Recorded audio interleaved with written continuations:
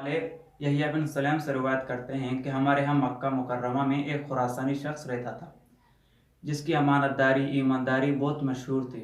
हर एक अपनी अमानतें उसके पास रखा करता था। तो इन एक शख्स ने उसके पास 10,000 दिरहम अमानत के तौर पर रखे। एक दिन हुआ यूं कि वो शख्स वफात पा चुका।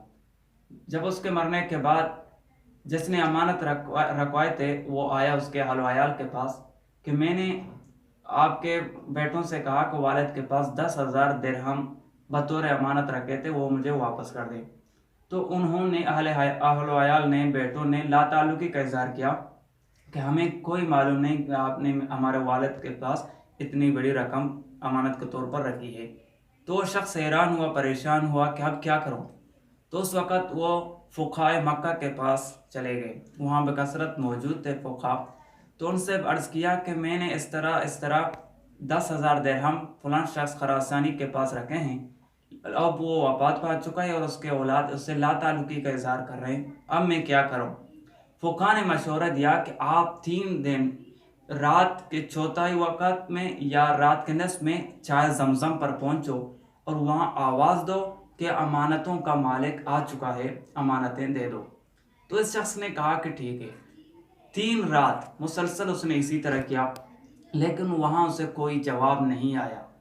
तो जब कुछ न हुआ तो वापस आकर दोबारा फ़ुक़हा से कहा कि मैं 3 रात मुसलसल गया हूँ, आवाज़ भी दी है, जाकर देखा भी, लेकिन कोई जवाब नहीं आया।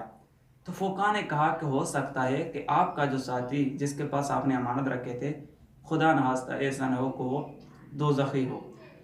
आप ऐसा कर लें, आप यमन चले जाएं और वहाँ पर बरहूत नामी एक कुआं है, अब वहाँ चले जाएं और इसी तरह कर लें।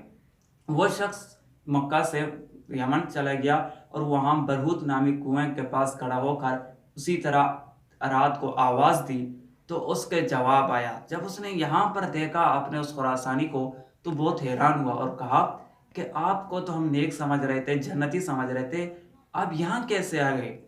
उसने कहा कि सही है, लेकिन मेरे खुरासान में कुछ रिश्तेदार रहते थे, कुछ अजीज़ रहते थे, उनके साथ मेरे क़तअ ताल्लुकी था, क़तअ रहमी था, इस वजह से मुझे यहाँ पर डाला गया है।